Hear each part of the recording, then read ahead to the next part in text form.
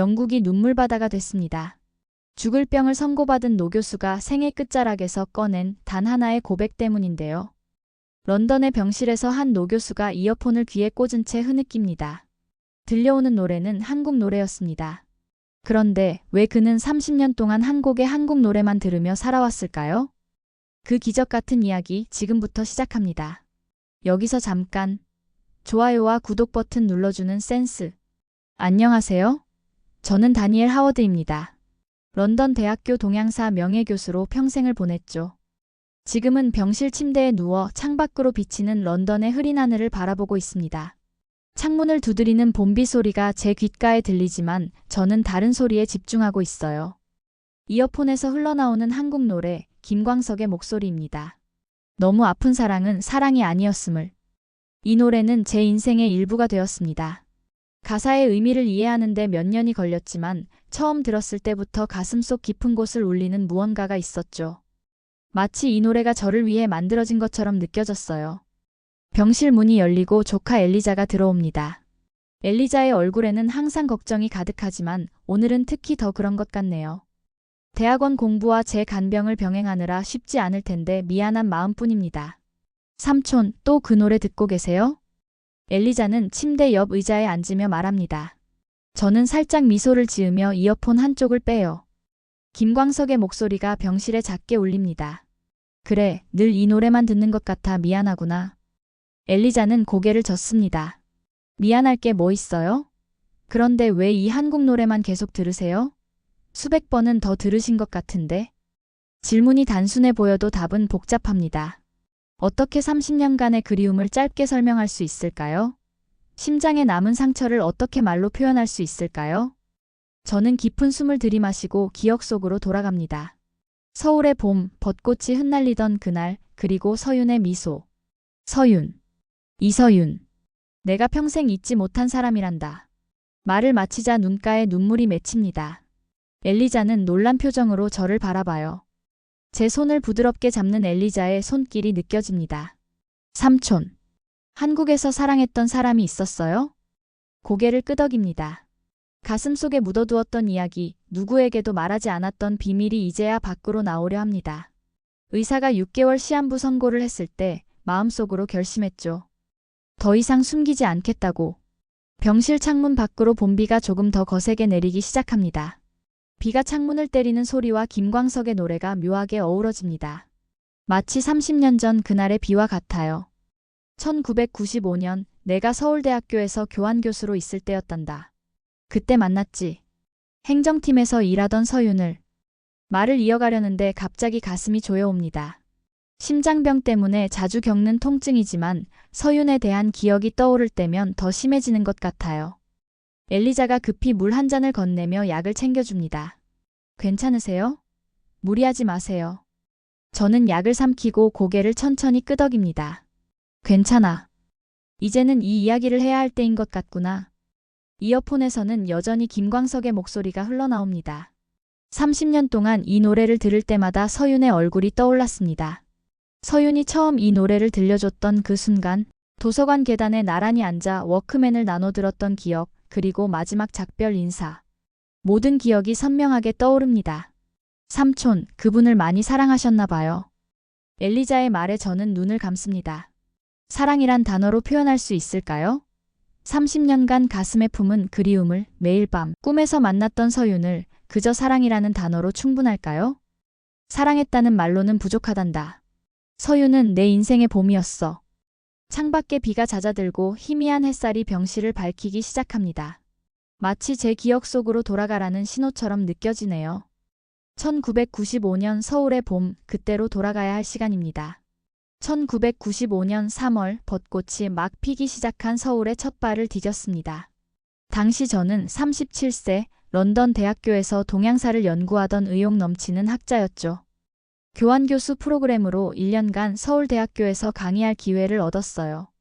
한국에 대해 책으로만 공부했던 저에게는 꿈만 같은 일이었습니다.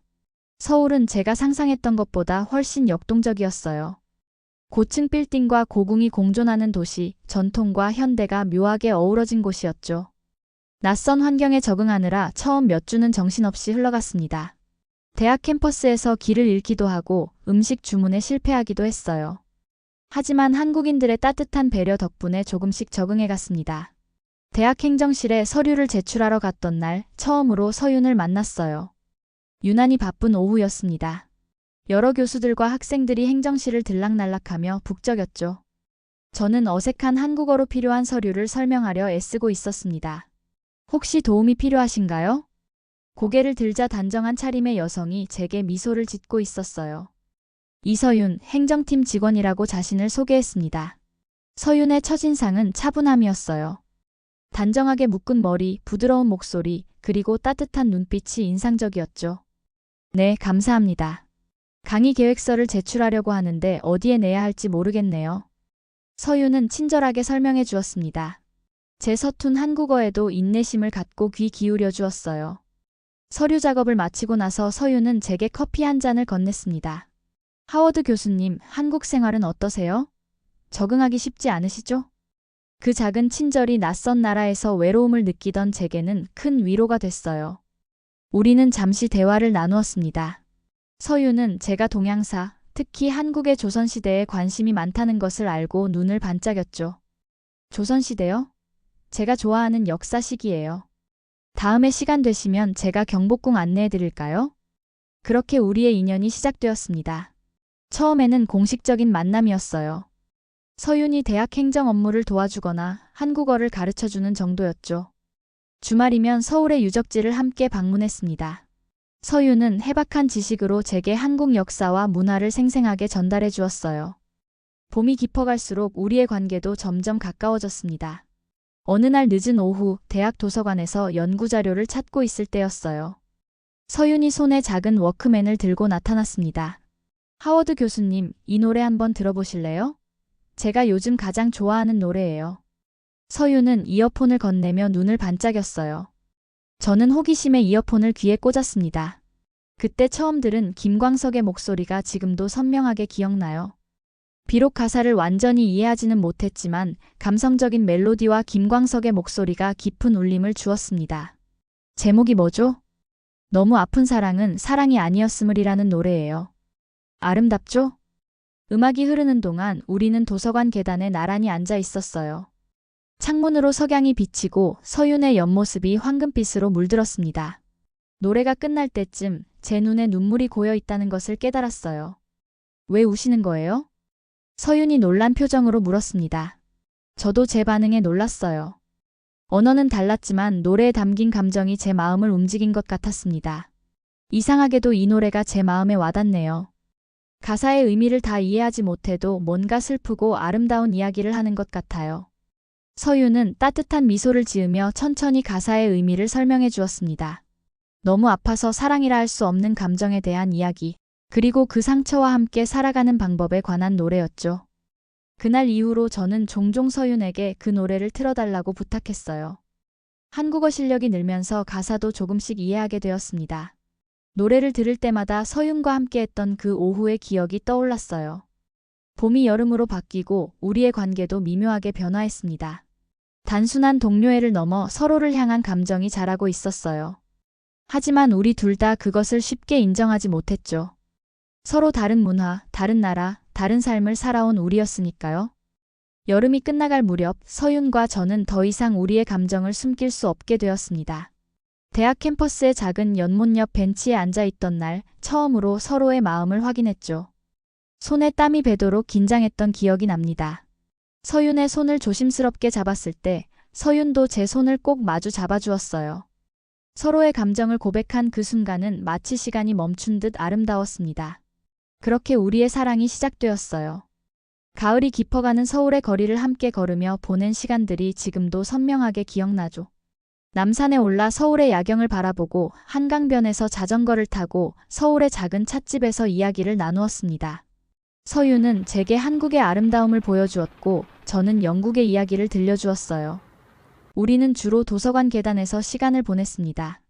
그곳은 우리만의 특별한 장소였죠. 김광석의 노래를 함께 들으며 서로의 삶과 꿈에 대해 이야기했어요.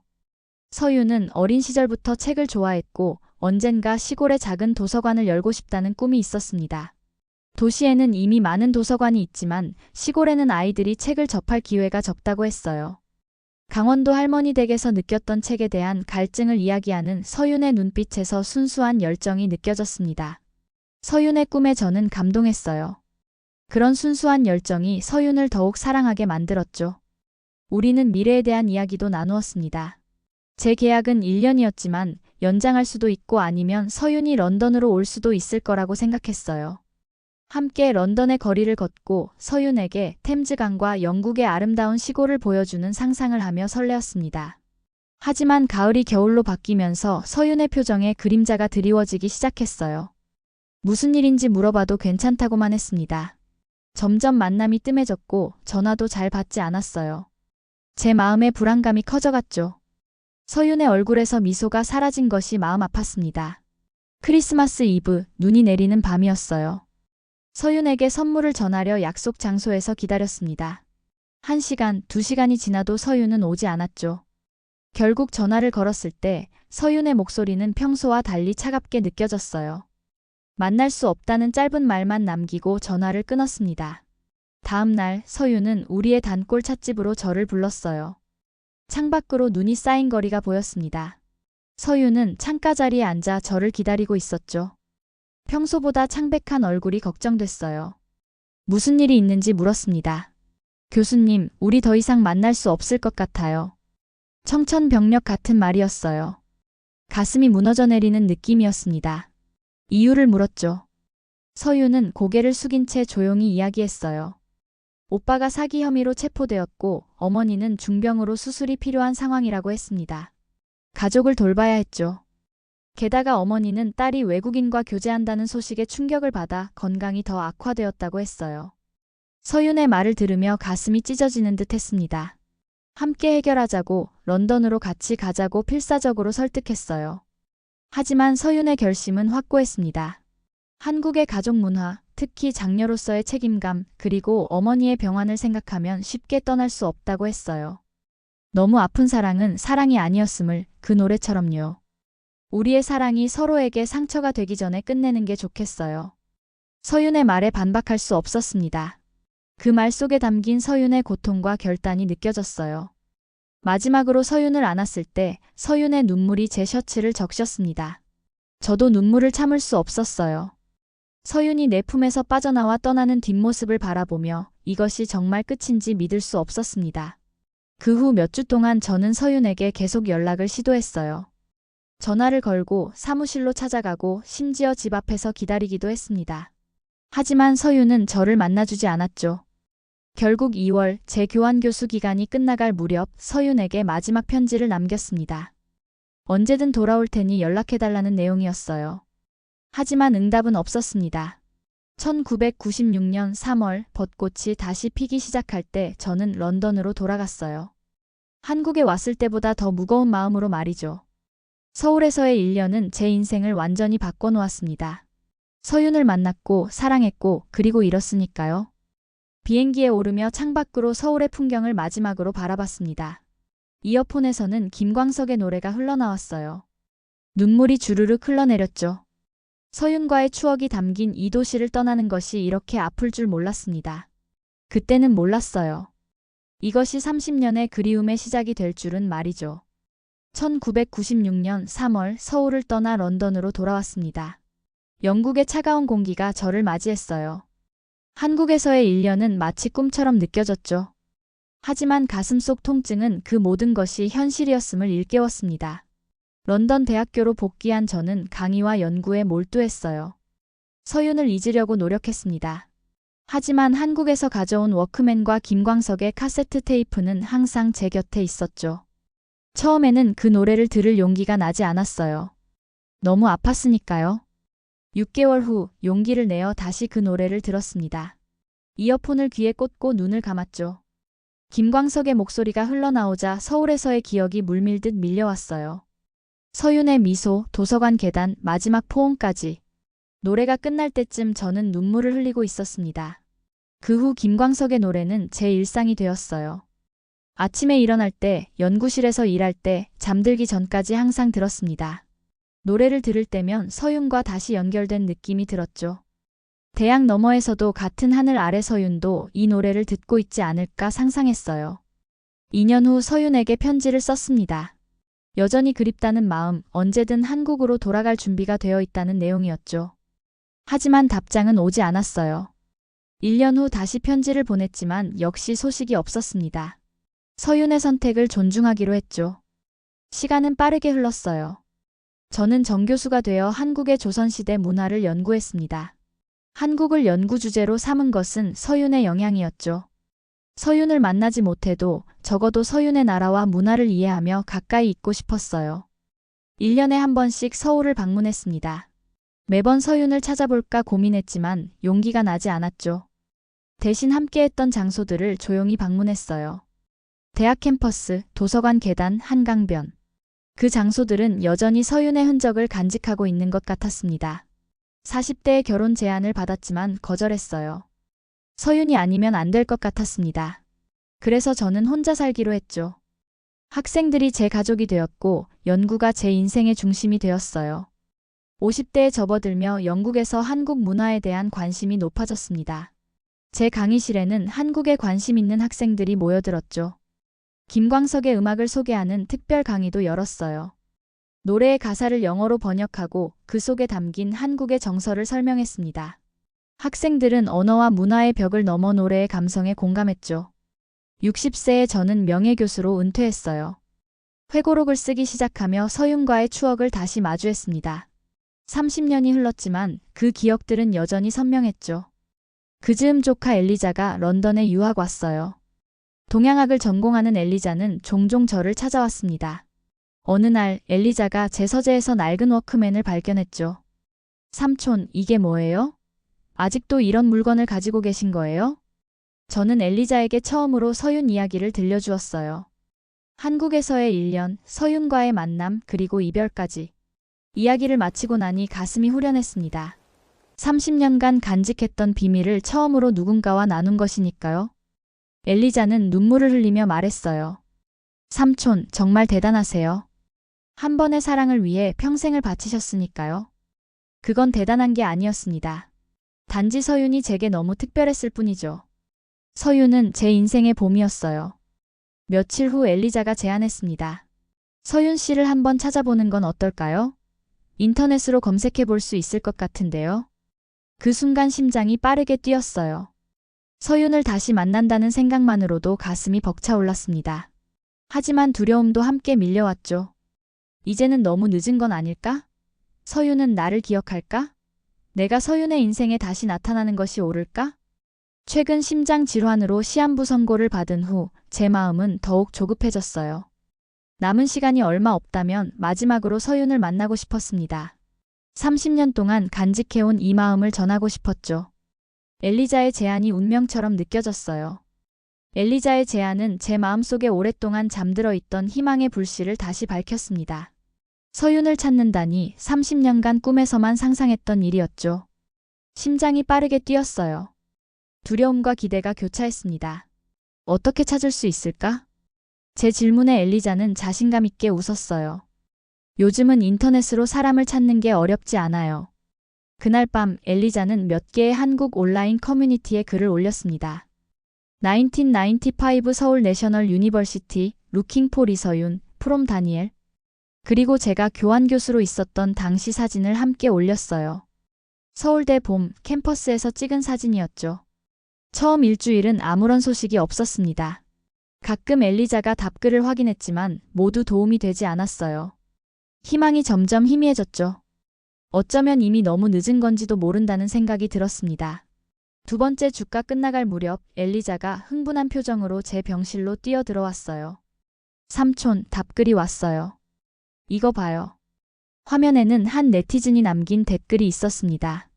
그분 지금 강원도 도서관에서 봉사 중입니다. 그리고 작은 마을 이름과 주소가 적혀 있었어요. 제 눈에 눈물이 고였죠. 서윤이 실제로 자신의 꿈을 이루었다는 사실이 감동적이었습니다. 정말 서윤이 맞을까? 엘리자는 고개를 끄덕였어요. 사진과 정보가 일치한다고 했죠. 믿기지 않았습니다. 30년간 손에 잡히지 않던 꿈이 현실이 되다니요. 의사가 들어와 제 심장 상태를 확인했어요. 제 표정이 달라진 걸 눈치챘는지 물었습니다. 오늘 기분이 좋아 보이네요. 저는 간단히 서윤을 찾았다고 말했어요. 의사는 장거리 여행은 위험하다고 했죠. 하지만 제 마음은 이미 한국으로 날아가고 있었습니다. 일주일 후 모든 준비가 끝났어요. 의사의 반대에도 불구하고 한국행 티켓을 예약했죠. 엘리자도 함께 가기로 했습니다. 출발 전날 밤 저는 워크맨을 꺼내 김광석의 노래를 들었어요. 이 노래가 저와 서윤을 처음 이어주었고 30년 동안 저를 지탱해 주었죠. 비행기 안에서 서윤에게 무슨 말을 할지 고민했습니다. 30년간 품어온 마음을 어떻게 전할 수 있을까요? 서윤이 저를 어떻게 받아들일지 불안했어요. 혹시 서윤이 다른 삶을 살고 있다면? 가족이 있다면? 걱정이 끊임없이 밀려왔습니다. 엘리자는 제 고민을 알아챘는지 말했어요. 걱정하지 마세요. 이미 30년을 기다렸는데 두려움 때문에 물러설 수 없죠. 비행기 창밖으로 바다를 바라보았습니다. 저 멀리 한국이 있고 서윤이 있다는 생각에 가슴이 벅차올랐어요. 12시간의 비행 끝에 인천공항에 도착했습니다. 휠체어를 타고 입국 심사를 마쳤죠. 공항은 30년 전과 완전히 달라져 있었어요. 현대적인 건물과 첨단 기술이 눈에 띄었습니다. 강원도로 가는 길은 생각보다 멀었어요. 엘리자가 의료 장비가 갖춰진 차량을 대여했죠. 창밖으로 한국의 풍경을 바라보며 감회에 젖었습니다. 30년 만에 다시 찾은 이 나라는 많이 변했지만 여전히 정겹게 느껴졌어요. 차량이 작은 마을에 들어섰을 때 저는 숨을 깊게 들이마셨습니다. 이제 정말 서윤을 만날 시간이 다가왔죠. 마을은 조용했어요. 산으로 둘러싸인 아름다운 곳이었습니다. 도로 표지판을 따라가니 작은 도서관이 보였죠. 나무로 지어진 단층 건물이었습니다. 입구에는 꿈꾸는 도서관이라고 쓰여 있었어요. 차에서 내려 휠체어에 앉았습니다. 엘리자가 제 옷 매무새를 정리해 주었죠. 떨리는 손으로 낡은 워크맨을 꺼내 주머니에 넣었어요. 30년 전 서윤이 제게 들려준 그 노래가 담긴 테이프였습니다. 준비됐어요, 삼촌? 엘리자의 질문에 저는 고개를 끄덕였어요. 30년간의 기다림 끝에 드디어 서윤을 만날 준비가 됐죠. 휠체어를 타고 도서관 입구로 향했습니다. 심장이 미친 듯이 뛰었어요. 이 순간을 위해 살아온 것만 같았습니다. 도서관 문 앞에 도착했을 때 제 인생의 새로운 장이 시작되려 하고 있었죠. 도서관 입구 앞에서 잠시 멈춰 섰습니다. 문 위에 걸린 꿈꾸는 도서관이라는 간판이 봄바람에 살짝 흔들렸어요. 이곳이 서윤이 꿈꿔왔던 그 도서관인가 생각하니 가슴이 벅차올랐습니다. 엘리자가 휠체어를 밀어주며 격려의 눈빛을 보냈죠. 제 심장은 마치 비행기 엔진처럼 요란하게 뛰고 있었어요. 문을 열기 전 저는 깊은 숨을 들이마셨습니다. 이 순간을 위해 30년을 기다렸으니까요. 엘리자가 조심스럽게 도서관 문을 열었어요. 작지만 아늑한 공간이 눈앞에 펼쳐졌습니다. 나무 책장들이 벽을 따라 늘어서 있었고 중앙에는 아이들이 앉아 책을 읽을 수 있는 작은 테이블과 의자들이 놓여 있었죠. 창문으로 들어오는 봄 햇살이 따스하게 실내를 비추고 있었어요. 처음에는 아무도 보이지 않았습니다. 조용한 도서관 안으로 휠체어를 밀며 들어갔어요. 그때 책장 사이에서 한 여성이 나타났습니다. 등을 돌리고 책을 정리하고 있어 얼굴은 보이지 않았지만 그 실루엣만으로도 저는 알 수 있었죠. 서윤이었습니다. 30년의 세월이 흘렀지만 그 단정한 뒷모습은 여전했어요. 심장이 멎는 듯한 느낌이 들었습니다. 목이 메어 말이 나오지 않았어요. 엘리자가 가볍게 기침을 했죠. 서윤이 고개를 돌렸습니다. 그리고 우리의 눈이 마주쳤어요. 처음에는 그저 방문객을 맞이하는 친절한 미소였습니다. 하지만 서윤의 눈빛이 천천히 변하기 시작했어요. 혼란, 놀라움, 그리고 점점 깨달음이 서윤의 얼굴에 번졌습니다.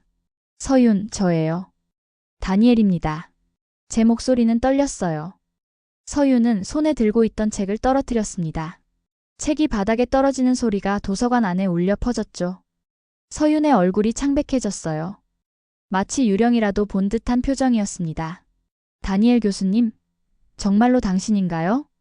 서윤의 목소리는 30년 전과 똑같았어요. 시간이 멈춘 것만 같았습니다. 서윤이 천천히 제게 다가왔죠. 주름이 생긴 얼굴, 은빛이 감도는 머리카락 하지만 그 눈빛만은 제가 기억하는 그대로였어요. 그 따스하고 영롱한 눈동자. 세월은 서윤의 외모를 바꿨을지 몰라도 그 본질은 바꾸지 못했습니다. 어떻게 여기를 찾으셨어요? 서윤의 목소리가 떨렸어요. 저는 엘리자를 소개했습니다. 엘리자가 어떻게 인터넷을 통해 서윤을 찾았는지 간단히 설명했죠. 서윤은 놀란 표정으로 엘리자를 바라봤어요.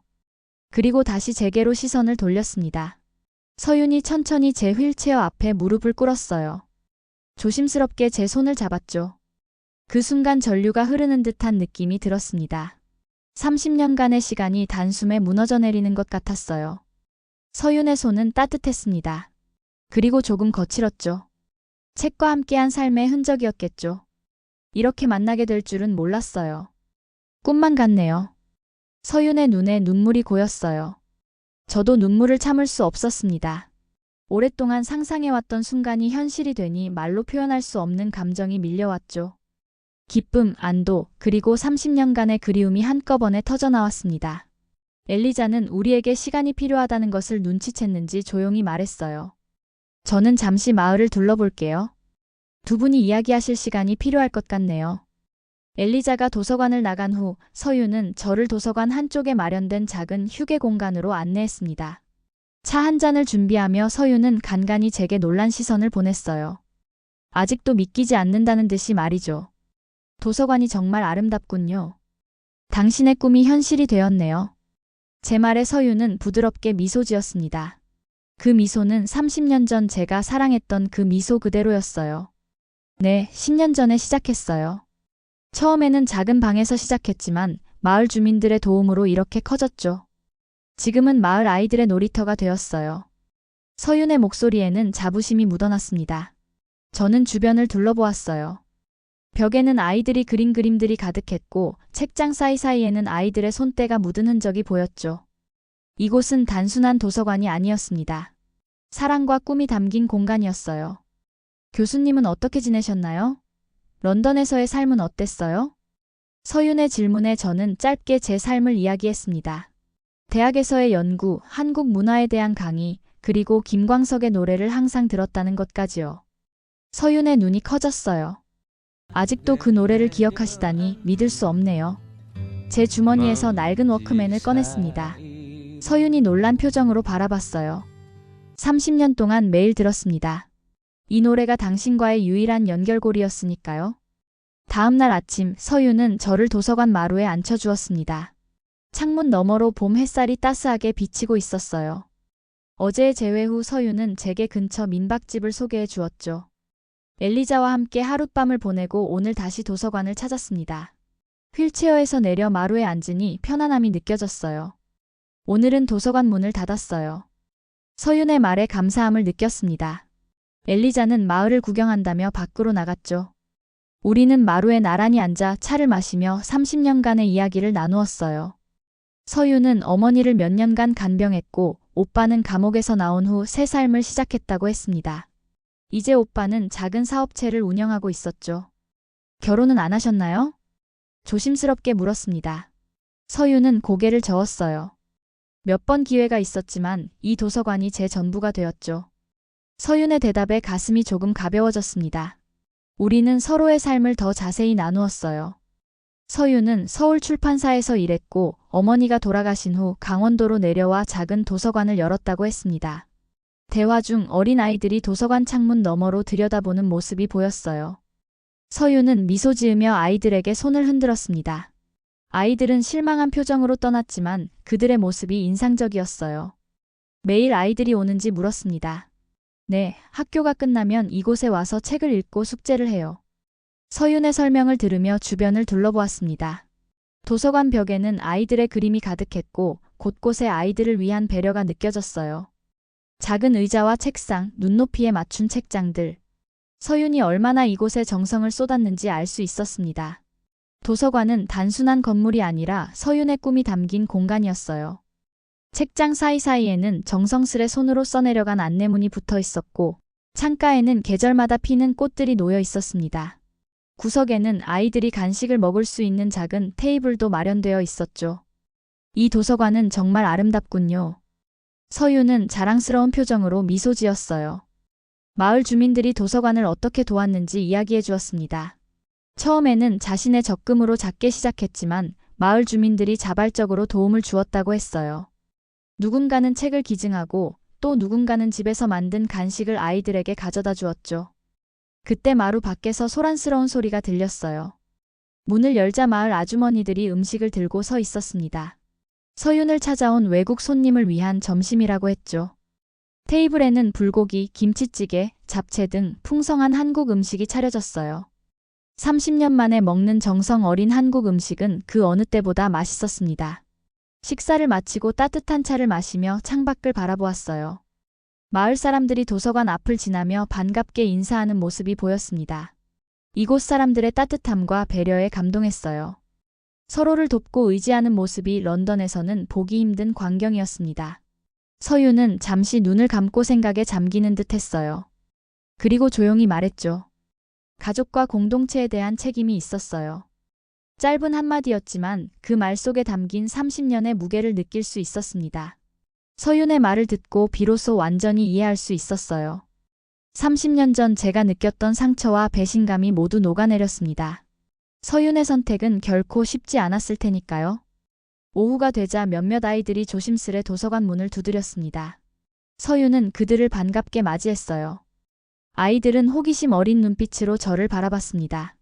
그들의 순수한 모습에 마음이 따뜻해졌어요. 서윤이 아이들 사이를 돌아다니며 도움이 필요한 아이들에게 책을 추천해주는 모습이 너무나 자연스러웠습니다. 그 모습을 보며 서윤이 자신의 꿈을 이루었다는 사실에 감격했어요. 시골 아이들에게 책을 읽게 해주고 싶다던 그 꿈이 이렇게 현실이 되었다니 말입니다. 한국은 마음으로 움직이는 나라였군요. 제 말에 서윤은 따뜻하게 미소 지었어요. 그리고 주머니에서 낡은 워크맨을 꺼내 제게 건넸습니다. 김광석의 노래가 흘러나왔죠. 우리는 말없이 그 노래를 함께 들었어요. 마치 30년 전으로 돌아간 것 같은 느낌이었습니다. 저녁이 되고 아이들이 하나둘 집으로 돌아갔어요. 도서관은 다시 조용해졌습니다. 창밖으로 노을이 지는 모습이 아름다웠어요. 서윤은 제게 따뜻한 차 한 잔을 더 내어주었습니다. 김광석의 노래를 듣고 있으니 모든 것이 제자리를 찾은 듯한 느낌이었어요. 30년간의 그리움이 이 순간 보상받는 것만 같았습니다. 서윤과 함께 바라보는 한국의 저녁 풍경, 이 나라의 따뜻한 정과 배려, 그리고 여전히 귓가에 맴도는 김광석의 노래. 이 모든 것이 제가 평생 그리워했던 것들이었어요. 워크맨을 손에 꼭 쥐며 생각했습니다. 이제야 진정한 봄이 찾아온 것 같다고요. 강원도에서의 일주일은 꿈처럼 행복했습니다. 서윤과 함께 도서관에서 시간을 보내고 마을 사람들과 교류하며 한국의 정을 다시 느꼈어요. 하지만 행복한 시간은 오래가지 않았죠. 점점 몸이 무거워지고 가슴의 통증이 심해졌습니다. 영국에서 처방받은 약도 효과가 없는 듯 했어요. 어느 아침 숨쉬기가 갑자기 힘들어졌습니다. 엘리자가 급히 119를 불렀죠. 구급차가 도착했을 때 서윤의 걱정스러운 표정이 눈에 들어왔어요. 병원으로 향하는 동안 서윤의 손을 꼭 잡고 있었습니다. 두렵지 않았어요. 서윤이 곁에 있었으니까요. 강원도 지역 병원에서 응급처치를 받았지만 의사는 더 큰 병원으로 이송을 권했습니다. 심장 상태가 위중하다고 했어요. 하지만 저는 도시의 큰 병원보다 이곳에 남기를 원했죠. 서울의 병원으로 가면 시간만 낭비될 뿐이라고 생각했어요. 남은 시간이 많지 않다는 것을 알았으니까요. 교수님, 더 좋은 병원에서 치료받으셔야 해요. 서윤의 걱정스러운 목소리가 들렸습니다. 저는 미소 지으며 고개를 저었어요. 괜찮아요. 여기가 좋습니다. 당신 곁에 있고 싶어요. 서윤의 눈에 눈물이 맺혔습니다. 엘리자는 의사와 말다툼을 하고 있었어요. 제 의사결정을 존중해달라고 요청하고 있었죠. 결국 의사는 동의했고 저는 병실에 입원하게 되었습니다. 병실 창문으로 보이는 풍경이 아름다웠어요. 멀리 산이 보이고 가까이에는 봄꽃이 만발한 작은 정원이 있었습니다. 서윤은 매일 병원을 찾아왔어요. 도서관 문을 닫고 저를 간병했죠. 엘리자도 늘 옆에 있었습니다. 두 사람 덕분에 외롭지 않았어요. 일주일이 지나자 상태가 더 나빠졌습니다. 의사는 가족들에게 마음의 준비를 하라고 했어요. 엘리자는 눈물을 참으며 제 손을 잡았습니다. 하지만 이상하게도 저는 평온했어요. 서윤을 다시 만나고 그녀가 자신의 꿈을 이루는 모습을 본 것만으로도 충분히 행복했으니까요. 엘리자, 고마워. 네가 아니었다면 서윤을 다시 만나지 못했을 거야. 엘리자는 고개를 끄덕였습니다. 저는 조카에게 런던 집의 열쇠를 건넸어요. 제 연구 자료와 한국 관련 책들을 서윤의 도서관에 기증하고 싶다고 부탁했습니다. 엘리자는 모든 것을 처리하겠다고 약속했어요. 어느 날 오후 서윤이 기타를 들고 병실에 들어왔습니다. 놀란 표정으로 바라보았어요. 서윤은 조용히 의자에 앉아 기타 줄을 조율했습니다. 그리고 부드럽게 노래를 시작했어요. 김광석의 너무 아픈 사랑은 사랑이 아니었음을 이었습니다. 서윤의 목소리는 맑고 깊었어요. 30년 전 워크맨으로 처음 들었던 그 노래가 서윤의 목소리로 울려 퍼졌습니다. 창문으로 들어오는 봄 햇살이 서윤의 얼굴을 비추었어요. 시간이 멈춘 것만 같았죠. 병실 문 밖으로 의료진들이 몰려와 노래를 듣고 있었습니다. 서윤의 노래에 모두가 매료된 듯 했어요. 저는 눈을 감고 그 소리에 집중했습니다. 가슴이 따뜻해지는 느낌이었어요. 노래가 끝나자 병실은 잠시 고요해졌습니다. 서윤은 제게 다가와 손을 잡았어요. 그 손길이 얼마나 따뜻했는지 모릅니다. 저는 힘겹게 몸을 일으켜 서윤의 눈을 바라봤어요. 사랑은 너무 아파서 그래서 더 기억에 남는 거죠. 서윤은 눈물을 참으며 고개를 끄덕였습니다. 저는 계속 말했어요. 30년이 지나도 당신을 향한 마음은 변하지 않았어요. 다시 만나게 되어 정말 행복했습니다. 서윤은 제 이마에 손을 얹었습니다. 그 손길에서 사랑과 위로가 느껴졌어요. 우리는 말없이 서로의 손을 꼭 잡았습니다. 그 순간만큼은 과거의 상처도 미래의 두려움도 없었어요. 오직 현재 이 순간만 존재했죠. 저도 교수님을 잊은 적 없어요. 매일 그 노래를 들으며 교수님을 생각했습니다. 서윤의 말에 마음이 벅차올랐습니다. 30년간의 그리움이 헛되지 않았다는 사실에 눈물이 흘렀어요. 엘리자는 조용히 병실을 나가 우리에게 시간을 주었습니다. 창밖에서는 벚꽃 잎이 바람에 흩날렸어요. 마치 30년 전 우리가 처음 만났던 그 봄날처럼 말이죠. 서윤의 손을 잡은 채 저는 눈을 감았습니다. 김광석의 노래가 머릿속에서 울려 퍼졌어요. 점점 숨이 가빠지고 의식이 흐려졌습니다. 하지만 두렵지 않았어요. 서윤이 곁에 있었으니까요. 30년의 그리움을 안고 살아온 제게 이보다 더 완벽한 마지막이 있을까요? 서윤의 손을 꼭 잡은 채 저는 조용히 미소 지었습니다. 마지막으로 들은 것은 서윤의 부드러운 목소리였어요. 사랑은 결국 다시 돌아오는 거였어요. 그 말을 들으며 저는 깊은 평화 속으로 빠져들었습니다.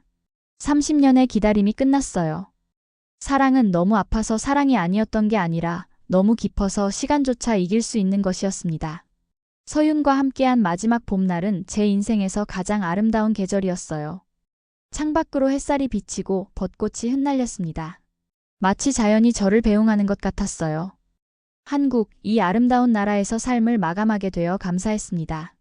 서윤을 만나고 그녀의 꿈이 이루어진 모습을 보고 그리고 김광석의 노래와 함께 떠나게 되어 행복했어요.